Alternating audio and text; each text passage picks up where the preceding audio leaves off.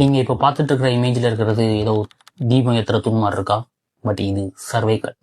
இந்த மாதிரி இந்தியா முழுக்க வந்து ஆயிரக்கணக்கான சர்வேக்களை பார்க்க முடியும். இதோடைய கதை எங்கிருந்து ஆரம்பிக்குது அப்படின்னு கேட்டீங்கன்னா 18th century. அந்த காலகட்டத்தில் வாழ்ந்த குறுநில மன்னர்கள் அவங்க ஆண்ட நிலப்பரப்போடைய அளவு மட்டும் தான் வச்சிருந்தாங்க. அதுவும் குத்துமதிப்பான அளவுகளாக தான் இருக்கும். ஸோ பிரிட்டிஷ் ஆட்சி காலம் வரும்போது என்ன ஆகுதுன்னு பார்த்தீங்கன்னா, அவங்களுக்கு வந்து என்னன்னா வரியை வசூலிக்கிறதுக்கான எக்ஸாக்டான மெஷர்மெண்ட் தேவைப்படுது. அது மட்டும் இல்லாமல் வந்து மிலிட்ரியை வந்து நகர்த்துறதுக்கு, ரயில் தண்டவாளங்கள் அமைக்கிறதுக்கு, இந்த மாதிரி வந்து பர்பஸ்க்காக வந்துட்டு அவங்களுக்கு ஒட்டுமொத்த இந்தியாவுடைய மேப்பும் தேவைப்படுது. அதுவும் எக்ஸாக்டான அளவோட.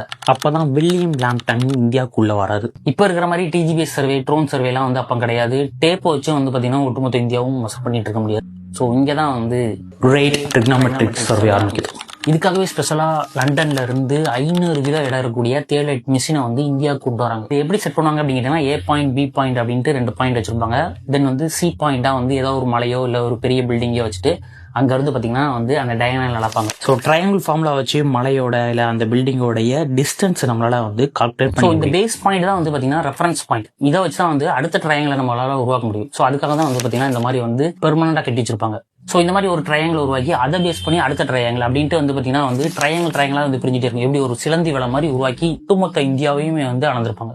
இதை நம்ம வந்து ஏதோ சாதாரணமா சொல்லிட்டோம். பட் இது வந்து பாத்தீங்கன்னா 70 வருடங்களா நடந்தது. இந்த மிஷினை வந்து கேரி பண்ணி கொண்டு போறதுக்கே வந்து ஒரு 12 பேர் தேவை. யானை, குதிரை, ஒட்டகம் இந்த மாதிரி வந்து வச்சு வந்து டிராவல் பண்ணி தான் கொண்டு போயிருக்காங்க. 70 வருடங்கள்ல எவ்வளவு மழை, வெயில், புயல்லாம் தாண்டி தான் வந்து பாத்தீங்கன்னா இந்த சர்வே நடந்திருக்கும். அந்த டைம்ல வந்து நிறைய வைரஸ்லாம் வந்து ஸ்ப்ரெட் ஆயிட்டு இருந்துச்சு. நிறைய நோய்கள்லாம் பரவி நிறைய பேர் வந்து இறந்து போனாங்க.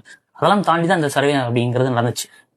இங்க இருக்கக்கூடிய சென்னை பரங்கி மலையில ஆரம்பிச்சு தஞ்சாவூர் பெரிய கோயில், இமயமலையுடைய அந்த எவரெஸ்ட் சிகரம், அந்த உயரத்தை அளக்கிற வரைக்கும் வந்து பாத்தீங்கன்னா இந்த கிரேட் ட்ரிக்னாமெட்ரிக் சர்வே தான் யூஸ் ஆனிச்சு. ஸோ இப்போ நம்ம பார்த்துட்டு இருக்கக்கூடிய இந்த கற்கள் தான் வந்து பாத்தீங்கன்னா அந்த reference point, the great trigonometric சர்வேயோடைய அடையாளங்கள்.